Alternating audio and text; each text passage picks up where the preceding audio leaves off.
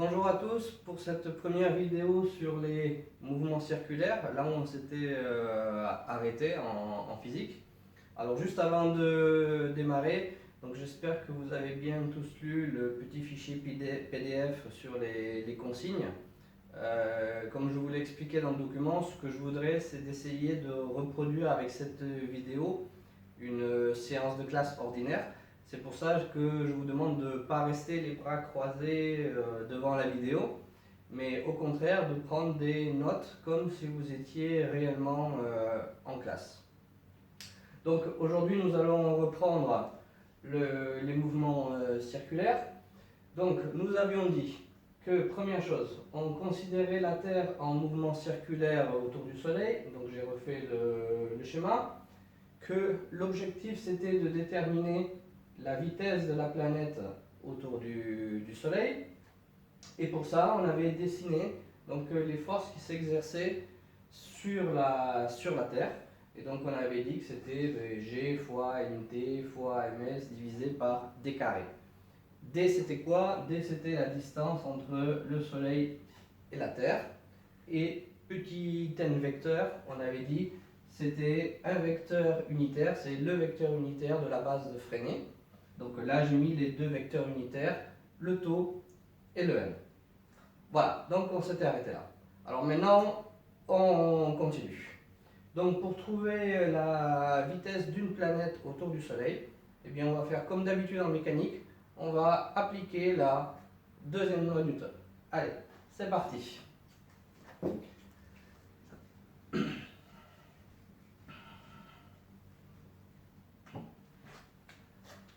On applique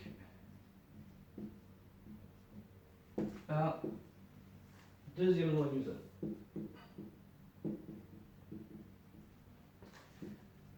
Donc on a somme vectorielle de toutes les forces qui s'exercent sur notre solide égale MA.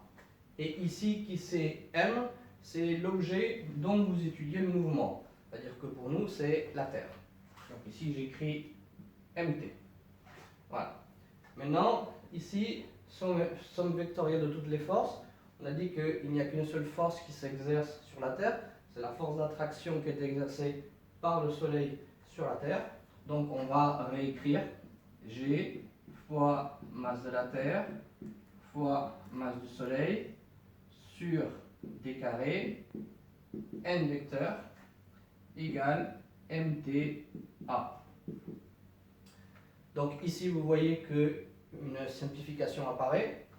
Je peux simplifier des deux côtés la masse de la Terre, et donc il va me rester A vecteur égale grand G fois ms sur d carré n.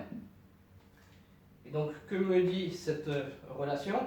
Eh bien ici, toutes les grandeurs qui interviennent devant le petit n, ce sont des nombres positifs, et donc cette relation me dit que le vecteur accélération, il a même sens et même direction que mon vecteur unitaire petit n.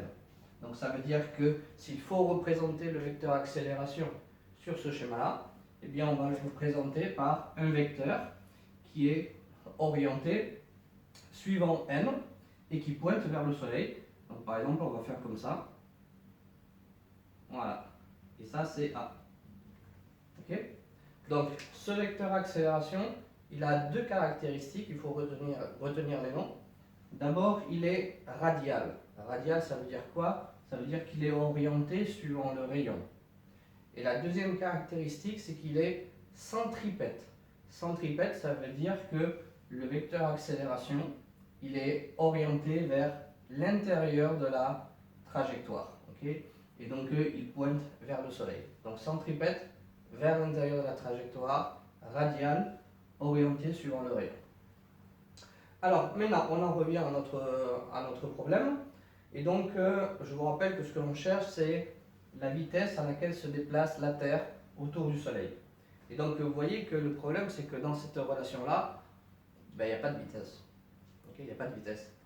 Donc, ça veut dire qu'il va me falloir une relation supplémentaire. Et quelle est la relation que je vais utiliser? Eh bien, justement, on avait vu que dans cette base de freinée, dans la base de freinée taux n, le vecteur accélération, il avait des coordonnées particulières que je vous avais dit qu'il faut apprendre par cœur. J'efface ici. Et donc, dans la base de freinée,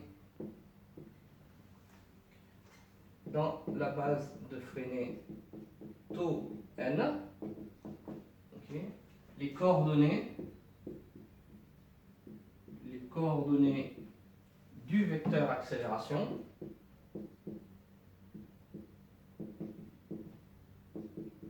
sont, et donc on avait dit en classe, hein, A vecteur égale dv sur dt taux plus v carré divisé par, et en général on met r, c'est-à-dire le rayon de la trajectoire, mais ici sur mon schéma j'ai pris comme notation d, la distance entre le soleil et la Terre. Donc au lieu de mettre r, je vais mettre d. Et ça c'est suivant l'axe n. Voilà. Donc maintenant j'ai deux relations. Okay. Une qui vient de la base de freinée, l'autre qui vient de la deuxième loi de Newton. Et donc tout simplement ce que je vais faire, c'est je vais comparer les deux. Alors pour que ce soit plus clair, ce que je vais faire, c'est je vais momentanément effacer cette relation et je vais la écrire un peu plus haut. Alors j'efface ici et je vais écrire A vecteur égale G fois ms sur d carré n. Voilà. Et donc je vais procéder par identification. Alors première chose, vous voyez que dans cette relation-là, il y a un terme en taux, dans la deuxième il n'y en a pas. Donc ça veut dire que ça sous-entend que dans cette relation-là, le dv sur dt, ben, c'est 0. Okay, parce que 0 fois taux, bah, ça fait 0. Donc maintenant, on procède par comparaison. À partir de ces deux relations-là, qu'est-ce que je peux en déduire? Ben, je peux en déduire que ce terme-là, il est identique à celui-là. Et je peux en déduire que ce terme-là, il est identique à celui-ci. Donc, première chose déjà, c'est que de l'expression de dv sur dt égale 0, okay, dv sur dt égale 0, on en déduit que v égale, et donc il faut prendre une primitive de 0, et donc une primitive de 0 c'est une constante. Voilà. Donc qu'est-ce que l'on vient de montrer? Eh bien on vient de montrer que si on admet que la trajectoire des planètes autour du Soleil est circulaire, eh bien la vitesse d'une planète reste constante tout le long de la trajectoire. Ce qui est un peu logique vu que sa distance au Soleil en fait ne change jamais si vous êtes dans le cas d'un cercle. Et donc maintenant que je sais ça, c'est-à-dire que le mouvement de la planète il est uniforme, eh bien il va falloir déterminer exactement, précisément une relation qui me permet de calculer cette vitesse. Alors du coup je vais me servir de ça et de ça. Donc on peut écrire également,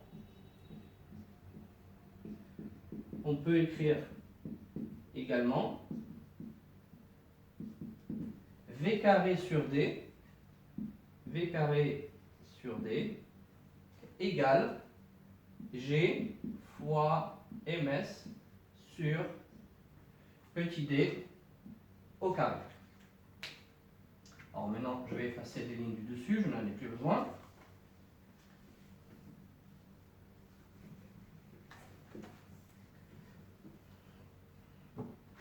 Pour que ce soit plus clair, la ligne qui est en dessous, je vais la recopier ici. Donc on a v carré sur d égale g fois ms sur d carré. Donc première chose, c'est Ici j'ai une division par d, là j'ai une division par d carré. Donc on peut simplifier. Donc j'enlève la division par d, et ici j'enlève le carré. Voilà ce qui me reste. Donc la vitesse à laquelle une planète se déplace autour du Soleil, ce sera égal à la racine carrée de g fois ms divisé par d. Ok? Alors attention, encore une fois, hein, quand vous faites la racine carrée sur votre copie, faites bien descendre la racine carrée jusqu'en dessous de la barre de division. Ok? Voilà. Donc cette formule-là, elle n'est pas forcément à apprendre par cœur, mais par contre c'est une question d'examen. Il faut savoir retrouver l'expression littérale qui permet de calculer la vitesse d'une planète quand elle tourne autour du Soleil. Alors quelques petites remarques concernant cette valeur. Alors vous voyez que dans l'expression de la vitesse, il y a la masse du Soleil qui intervient, mais il n'y a pas la masse de la Terre.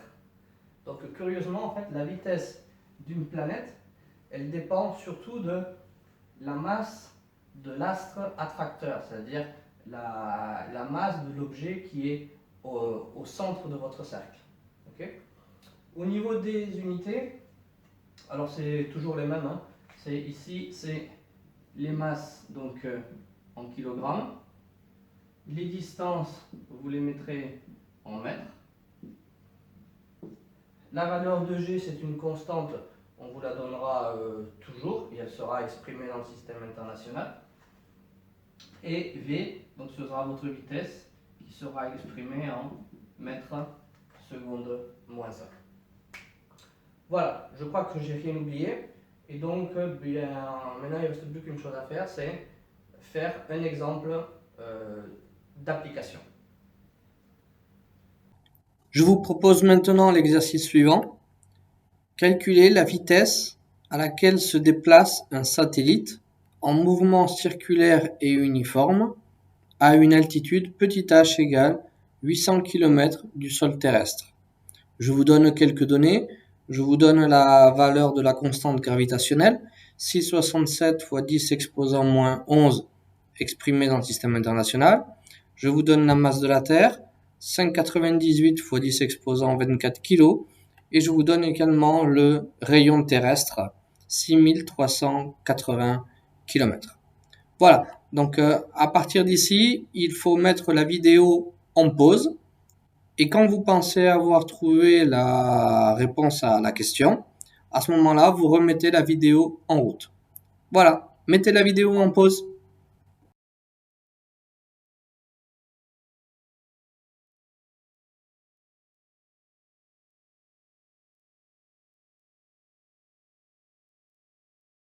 Je vais vous donner la réponse à ce petit exercice.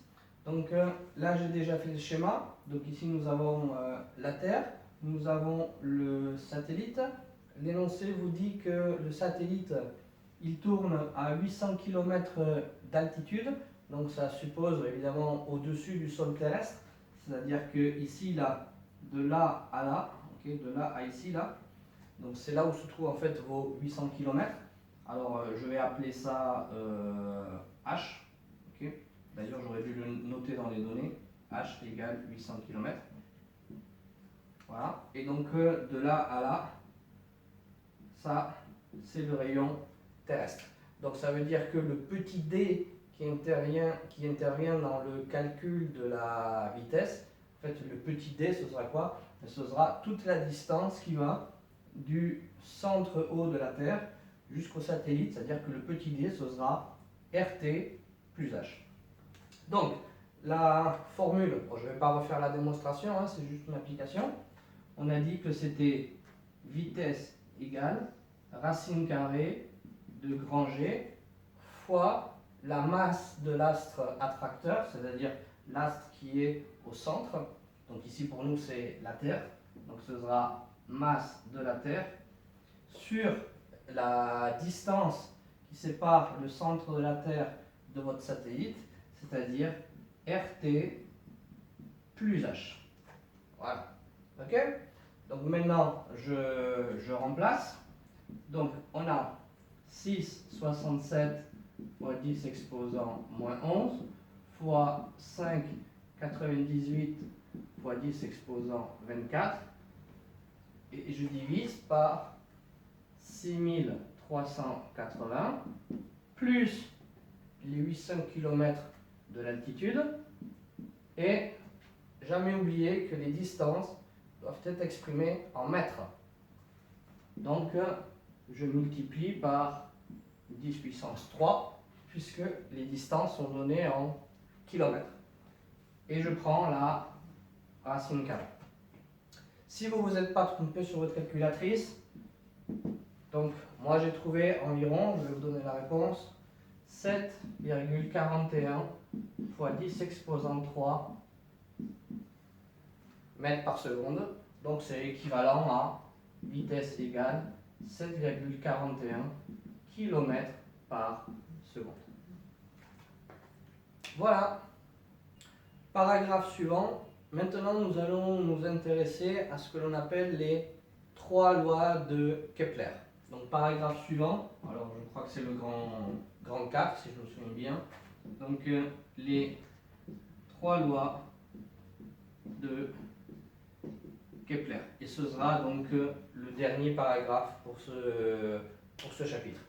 Alors, Kepler, c'est le monsieur là qui est à droite sur votre image. Et donc, c'est un astronome mathématicien allemand qui vivait dans les années 1500-1600 et qui a étudié de très très près le mouvement des planètes autour du Soleil. Et donc, il a trouvé 3 lois qui portent son nom, les 3 lois de Kepler, comme il existe d'ailleurs les 3 lois de Newton. Et donc, c'est ce que nous allons étudier maintenant. Alors, la première et la deuxième loi de Newton, je vous les ai mises dans la vidéo suivante. Et j'ai fait une dernière vidéo avec uniquement la troisième loi de Kepler. Donc maintenant, je vous encourage à regarder la vidéo qui porte le nom de première et deuxième loi de Kepler. À bientôt!